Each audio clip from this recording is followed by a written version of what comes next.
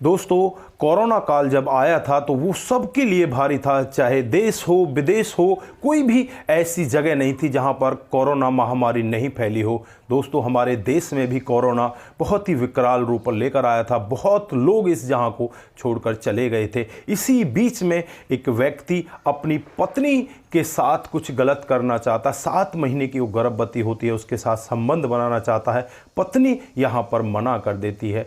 दोस्तों, यहाँ पर पति को इतना ज़्यादा गुस्सा आता है, उसकी गला दबाकर वहीं पर हत्या कर देता है। दोस्तों, फिर यहाँ पर इसे भी कोरोना की भेंट चढ़ा दिया जाता है कि ये कोरोना में ही मरी है। दोस्तों, यहाँ पर जो ससुराल पक्ष वाले होते हैं वो भी मान जाते हैं, घर वाले होते हैं वो भी मान जाते हैं और इस डेड बॉडी को दफना दिया जाता है। उसके बाद जो यहाँ पर इस लड़की का मामा होता है वो ये सब मानने के लिए तैयार ही नहीं था कि हमारी बेटी को कोरोना हुआ है।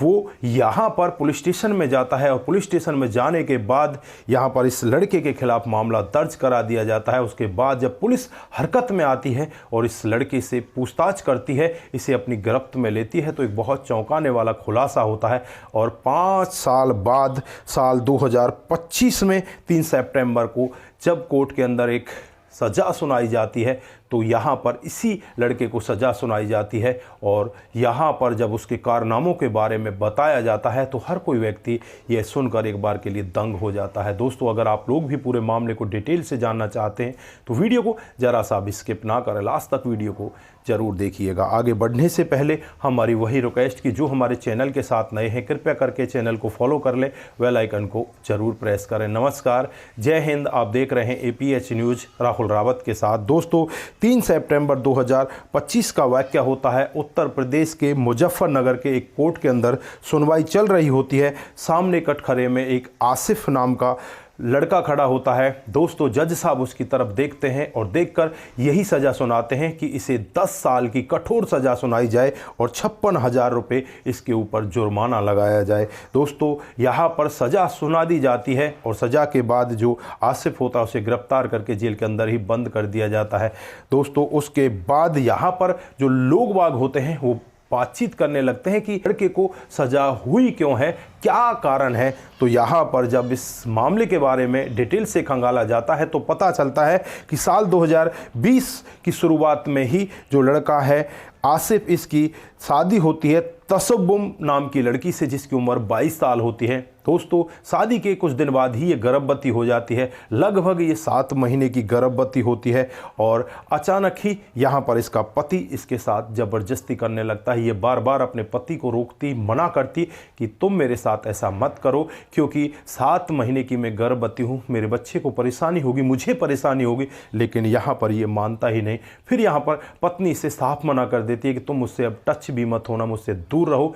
तो यहाँ पर इस आसिफ को बहुत ज़्यादा गुस्सा आता है और गुस्से में ये अपनी पत्नी के गले को दबाने लगता है और तब तक दबा कर रखता है जब तक इसके प्राण पखेरु नहीं उड़ जाते। उसे वहीं पर मौत के घाट उतार देता है। दोस्तों, यहाँ पर जब इस लड़की के घर वाले भी आते हैं तो यहाँ पर लड़की की जांच पड़ताल भी करते हैं तो उसके चेहरे पर कुछ नाखूनों के निशान होते हैं। 1-2 नाखूनों के निशानों को देखकर वो भी सोचते हैं कि शायद कोरोना की वजह से ही मौत हुई है, कोई हलाने चलाने में या उठाने में नाखून लग गया होगा। ज़्यादा गौर यहाँ पर उस समय नहीं दी जा रही थी क्योंकि सबको ऐसा लग रहा था कि ये कोरोना कहीं तुम्हें भी ना खा जाए। बाद तसब्बुम को यहाँ पर दफना दिया जाता है और यहाँ पर तसब्बुम का जो मामा होता है वो ये सब मानने के लिए तैयार ही नहीं था कि हमारी जो बेटी है वो कोरोना की भेंट चढ़ गई। वो नज़दीकी पुलिस स्टेशन में जाता है, पुलिस वालों को साफ कहता है कि ऐसा कुछ हुआ ही नहीं, यहाँ पर जो आसिफ है उसने ही हमारी बेटी को मारा है। अब आसिफ के खिलाफ मामला दर्ज हो जाता है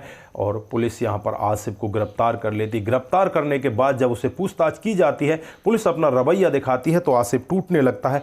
टूटकर वही सारी बातें दोहरा देता है जो अभी मैंने आपको बताई थी कि बंद वगैरह बनाना चाहता था, लेकिन पत्नी यहाँ पर इसके साथ ऐसा नहीं करना चाहती थी। उस वजह से यहाँ पर पति ने उसका गला दबा दिया और उसे मौत के घाट उतार दिया। दोस्तों, ये मामला कोर्ट में चलता रहता है। कोर्ट में चलते चलते साल 2025 आ जाता है। 3 सितंबर 2025 को मुजफ्फरनगर के कोर्ट में जब फैसला आता है तो ये बहुत ही चौंकाने वाला फैसला आता है कि इसे 10 साल की सज़ा सुनाई जाती है और 56,000 रुपये का इसके ऊपर जुर्माना लगाया जाता है। इसने जानबूझकर अपनी पत्नी को इस जहां से विदा कर दिया था। दोस्तों फिलहाल यहाँ पर अब वो जेल के अंदर है और वो सज़ा अपनी भुगत रहा है, लेकिन कुछ लोग यहाँ पर ये भी कह रहे हैं कि इसको जो सज़ा मिली है वो बहुत कम है, क्योंकि ये बहुत बड़ा दरिंदा था जिसने एक नहीं दो लोगों को मौत के घाट उतार दिया। साले का जो बच्चा होता है उसमें भी जान पड़ जाती है, उसको भी इसने मार डाला और अपनी पत्नी को भी मार डाला। इसने दो जुर्म किए हैं, इसको तो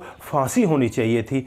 यहाँ पर लोग बाग कुछ ऐसा भी कह रहे हैं, लेकिन यहाँ पर आप लोग क्या कहना चाहते हैं? क्या इसको जो सज़ा मिली है वो कम है, इसको और ज़्यादा सज़ा मिलनी चाहिए थी, या जो सज़ा मिल चुकी है वो बिल्कुल ठीक है? आपकी जो भी राय है एक बार कमेंट बॉक्स में ज़रूर दीजिएगा। दोस्तों आज के लिए बस इतना ही, फिर मिलते हैं किसी नए मोड के साथ। तब तक के लिए आप अपना ख्याल रखें, परिवार का ख्याल रखें, सतर्क रहें, सावधान रहें। नमस्कार, जय हिंद, जय भारत।